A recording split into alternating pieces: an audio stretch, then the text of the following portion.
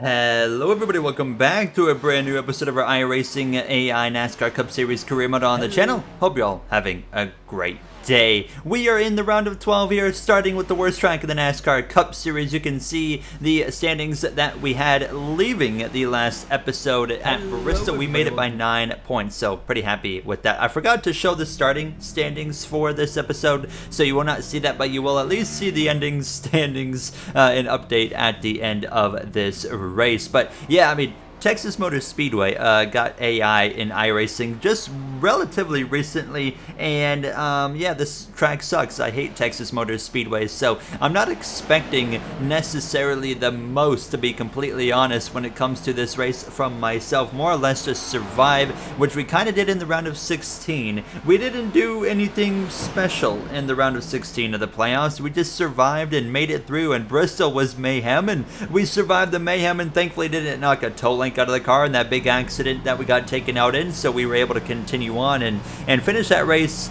somehow in towards what, the top 10 finish. So you can see myself making some race trim practice here, trying to make a pass on Alex Bowman actually down into turn 3, just trying to get a feel for this car. But overall I was pretty okay with it, but we'd only put on a couple of laps of practice, so it was time for qualifying here as we get underway across the stripe. So 2 laps we have to try and make something happen here down towards turn 1. Look how wide this track is. It really does get put into perspective on iRacing just how wide turn 1 and 2 is. It's crazy, and they have so much racetrack to use and only one lane works. I mean, what an embarrassment of a racetrack as we head down towards turn 3.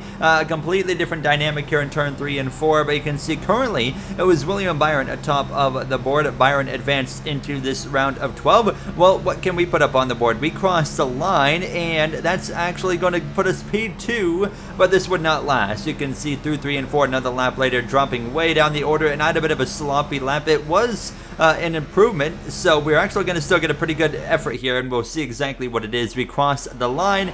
It is actually P5. Qualifying in row number 3 for Texas for the first race of the round of 12. We've had really good qualifying efforts at the larger tracks, so we usually race a bit worse, so I was trying to keep my expectations in check. Byron and Blaney, front row. Let's get ready to go green here from Texas Motor Speedway. Yeah, this track sucks. I got no highlights. Take it off the schedule. Get it gone. It sucks.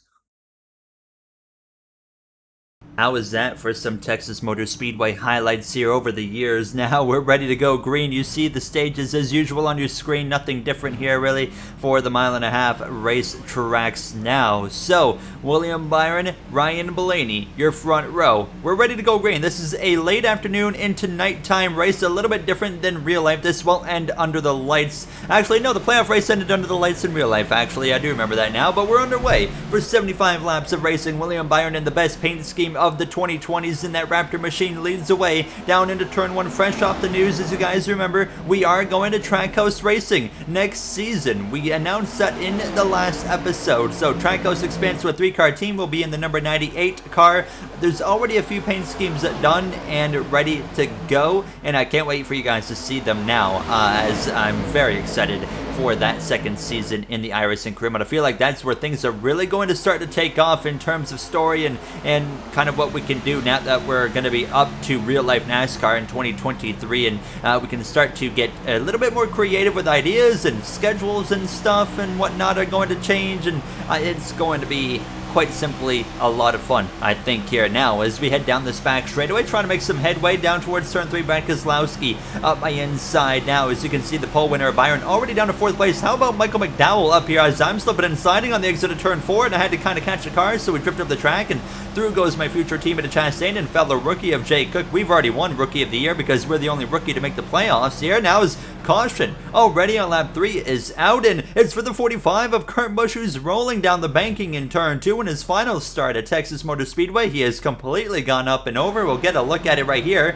Kurt Busch and Bubba Wallace and Todd Gilliland all come together. That's a teammate now. Is, oh my goodness, look at the ride the 45 goes for, and then his car, yeah, just kind of does some weird stuff right there. But it looks like the 38 and the 23 might have come together first, and then obviously it led to that big hit for Todd Gilliland, the future replacement for Eric Almirola for Season 2 of this career mode in that 2023 season. On board with Kurt Busch, a heck of a hit on this gyro cam right there. What a ride that takes you on, puts it into perspective just how violent some of these crashes can be in the NASCAR Cup Series. So a very quick caution to kick off this race, and a violent one at that. We're back underway, and it's a bit of a slow restart. I get caught napping here. Ryan Blaney, however, he's not caught napping. He's caught going down towards turn 1, running away from this pack here as he leads away by a good 3 to 4 car lengths. Byron side by side with Kyle Larson. Here's the exit turn 2 down this back straightaway. Michael McDowell going to give him a bit of a slipstream push here down towards turn 3, and Larson clear. Larson's been, of course, the class of the whole grid this season, just like he was in 2021.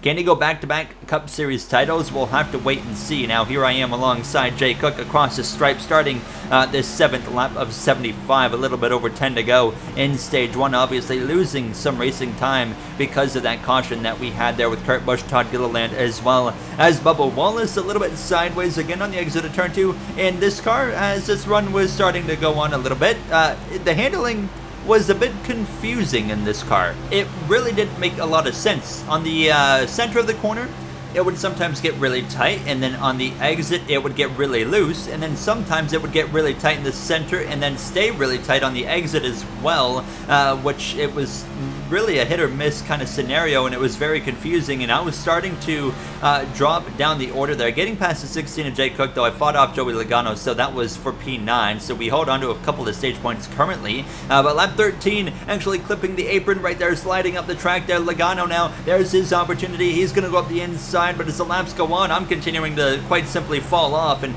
Denny Hamlin would find his way past me. But you see what I'm talking about with the car tightening up on the exit sometimes as well, and then sometimes it's loose. So we would drop down to P11 behind Hamlin as we came through to the final few laps of stage 1, just 3 laps remaining, and it's currently out in front, that 5 of Kyle Larson, Ryan Blaney. They've all been looking good, but Blaney's really executing right now in the lead of this race as we start the final lap of stage 1. Blaney, if you guys remember, dominated the first race of the playoffs at Chicagoland, which next season will be gone because we have Darlington now. But Ryan Blaney currently leading the way through 3 and 4, picking up where he left off in that round of 16 in the first race. Dominance, and Ryan Blaney, sure enough, is going to be able to win stage 1 over Michael McDowell, who stuck with him the whole way through. Larson, Byron up there, Chastain as well. Not a whole lot of playoff drivers inside the top 10. Hamlin rounds off the stage points, and you can see that Justin Haley on back would pit. Kyle Busch, Christopher Bell really struggling right now. Joe Gibbs Racing struggling, their best driver with Hamlin in 10th. Chase Elliott, Alex Bowman, 2 more playoff drivers also running towards the back. So we have 4 playoff drivers really struggling, and last episode's winner of Ryan Preece struggling as well. Preece with his first win in the Cup Series for Stewart-Haas. He will be full-time next season in that 41 to try and make a legitimate playoff run and not have to rely on missing races early in the season, of course. Now, as we are back underway here for stage number 2. So no stage points for us, unfortunately, there. But as well, we quite simply saw a lot of playoff drivers that did not get stage points, so it's really not that bad. Oh, look at that contact right there. The 3 of Austin Dillon and the 34 of Michael McDowell now shoots way up the track on the exit of turn 2. It's an absolute cluster from second on back. I take the opportunity. I dive up the inside. We are on older tires. Keep in mind, contact with the 1 of Chastain. Ross Chastain completely cut across my nose into turn 3, and now I'm sideways. A nice little save on the exit of turn 4.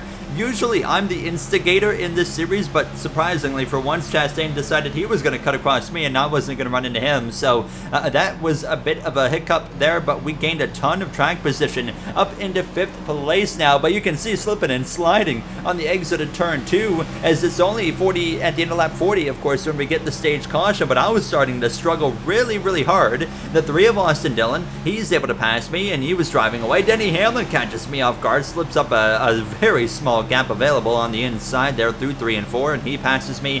Harvick was cruising past, and just like that, it was looking like stage points again are not going to happen. I would be able to fight back ahead of the 4 of Harvick actually and get clear down into turn 3, but it wouldn't last long because look at this.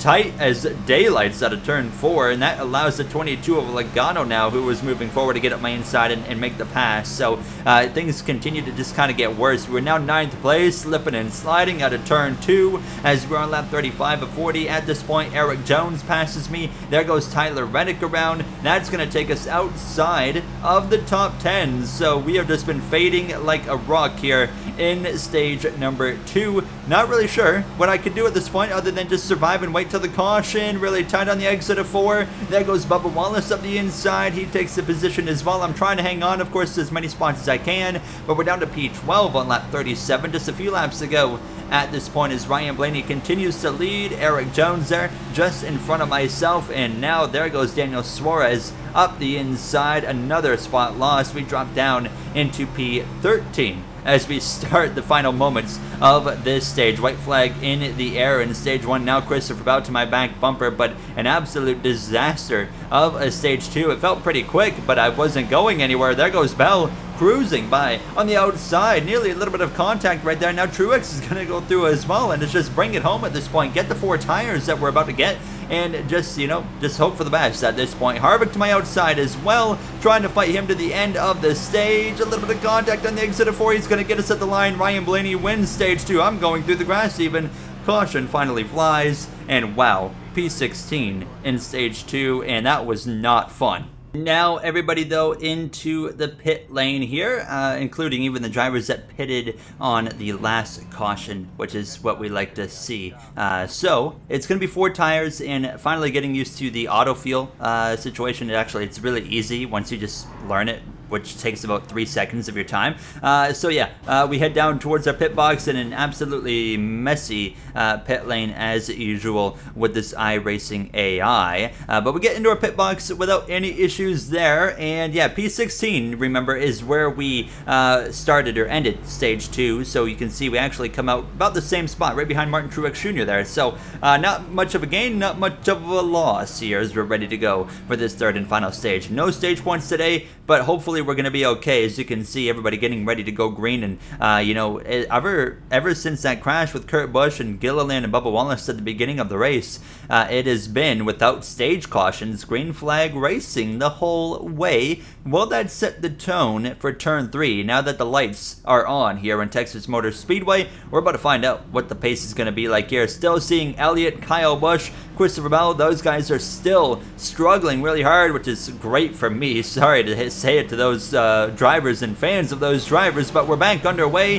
here in Texas, right here lined up behind the 99 CommScope machine, future teammate of Daniel Suarez. Now down towards turn 1 we go. Christopher Bell, I forgot to mention, he's actually up here now, so he had been struggling, but he has worked his way forward. So you can see the 31 of Haley up the track. We're 3 wide on the exit of turn 2 with Eric Almirola in his final season of Cup Series competition here at Texas Motor Speedway, and we're still 3 wide down towards turn 3, and Almirola is going to completely cut across my nose. Chastain did the same thing earlier, now Almirola does it. It's like the AI don't acknowledge you down there in turn 3, so I was not a huge fan of that happening. So I'm going to let Almirola know I was not a huge fan of the way he raced me right there. I'm going to give him a huge shot into turn 1, completely shove him out of line, nearly into the outside wall, cost him some track position, and say, see you later, Eric Almirola. So we move on with our night here, lap 49 of 75, and this time I remember what happened in stage 2, so I was really working hard at saving my tires. Ryan Blaney still out in front, but Michael McDowell has been hanging with them since the restart, the most he's hung with them so far,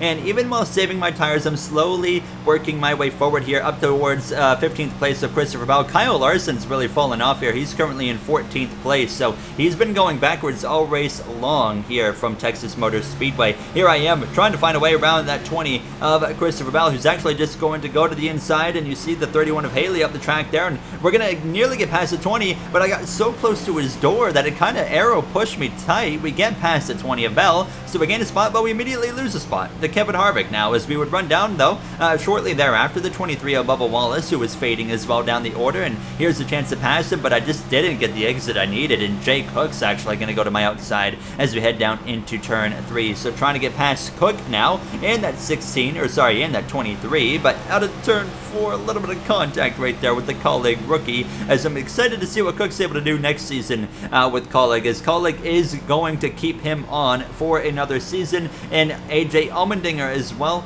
going to be at Colleague Racing. There might be some number swaps, but it sounds like a 3-car team is coming for Colleague, unless they decide to go with some last moment change of heart. We'll have to wait and see what happens there, but 18 to go, and finally starting to reel in everybody in front of me. It looks like it's going to stay green all stage long here. Now is up front Michael McDowell to the inside of Ryan Blaney. McDowell won a stage, don't forget, recently here, and that was at a 1.5 mile track in the playoffs in Kansas, and now he's to the lead with less than 20 laps to go. Ryan Blaney down to 2nd place, and oh my goodness, imagine if Michael McDowell, of all non-playoff drivers that could win, imagine if it's him that wins here in Texas. We had a non-playoff driver win last episode of Ryan Preece. We now passed Kevin Harvick, and we were starting to move our way towards a top 10 position. Up the inside of Austin Dillon, this is going to put us towards 12th place if we can complete this pass on him on the exit of turn 4. Nearly some contact right there, but that moves us up into now 13th place, passing Haley. Hopefully we'll be 12th, and it's not even a contest. We easily passes 31. Up into 12th we go. Next up, Kyle Larson, who was continuing to fade as this stage went on. He had actually faded, worked his way forward, and now was fading backwards again. And this was opening the door for myself here with these final moments underway. And up front there you see Michael McDowell still leads over Blaney. Tyler Reddick into 3rd place. William Byron, who was up there in the mix earlier, he is another car that's been really falling off. And actually we were now past William Byron in that number 24. You can see him behind us. And now here we are trying to put that fight to Kyle Larson momentarily a little bit further back. You can see Christopher Bell's nights of just struggles continue. He's faded back again. Chase Elliott's never gone anywhere. Neither has Alex Bowman, and neither has Kyle Busch, who's really off the pace here in his final season with Joe Gibbs Racing. Now 9 laps to go to the outside of Larson. He's not going to put up a fight, so we make the pass. That's going to put us now into the 11th or 10th position. Sorry, we're into the top 10, running down 9th place of Ross Chastain. We had a bit of a run-in earlier with Ross Chastain right in, well, this corner actually here. Hamlin with a bit of a mishap, and Chastain, he runs right on my door through 1 and 2. What are you doing, bud? Now as we head down this back straightaway, and you can see as we head down into turn 1 again, 6 laps to go at the inside of the 1 car, and trying to complete this pass. We do complete the pass on the 1 of Chastain. Thank you very much. I said that too soon. A huge save down the back straightaway. We were slipping and sliding all over the place, and that's going to open the door for the 1 car to get to my outside again. Now Chastain gets clear, so we have to pass our future teammate one more time as we're all over the back of him on the exit of turn 4, and while obviously looking at turn 1 to make the move. 4 laps to go. Again up the inside. Chastain, he's going to cut across my nose again and go down towards that white line. What are you doing, Ross, the boss? Oh my goodness. He was starting to get on my nerves a little bit. 3 laps to go. Trying to make up the inside move again for 9th place. And look at this. The 1 does it again. He completely cuts across my nose. Does the 1 car have a mirror, or what's going on?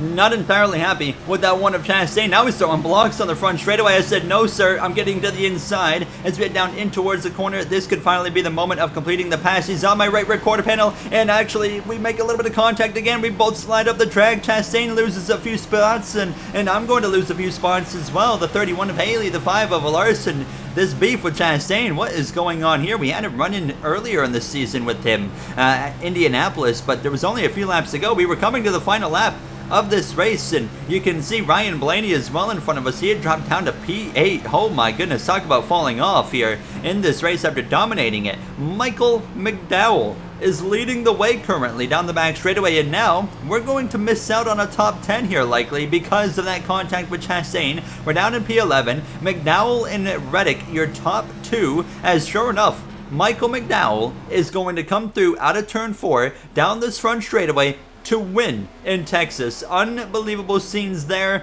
We're going to come through to cross the line for P11, which is not the worst night, but a little bit annoyed with that 1 car of Ross Chastain. And speaking of the 1 of Chastain, where is he? And well, I found him. Ross Chastain right there to my outside. Not a huge fan of how he raced me right there. I was going to let him know on the cooldown lap, give him a couple shots to that rear bumper because, I mean, what were you doing, Ross? I mean, you cut across my nose multiple times and tried to wreck us both, I don't know how many times. So just letting him know that I was not a fan of exactly how he raced me there. You see now the point standings on your screen. We are the first driver out. So Bowman, Bell, Kyle Busch, and myself are out, and we might be the first one out, but we're out by nearly 10 points, 8 points. So we got some work. But Talladega and Charlotte Roval are on the way. So anything, well, as we know, can happen over the next 2 races. I think it's going to be the wildest part of the playoffs. So that's going to do it for me. A rough day in Texas, but we salvaged an all right finish. But I'll see you guys in the next one at Talladega. Have a great day, everybody.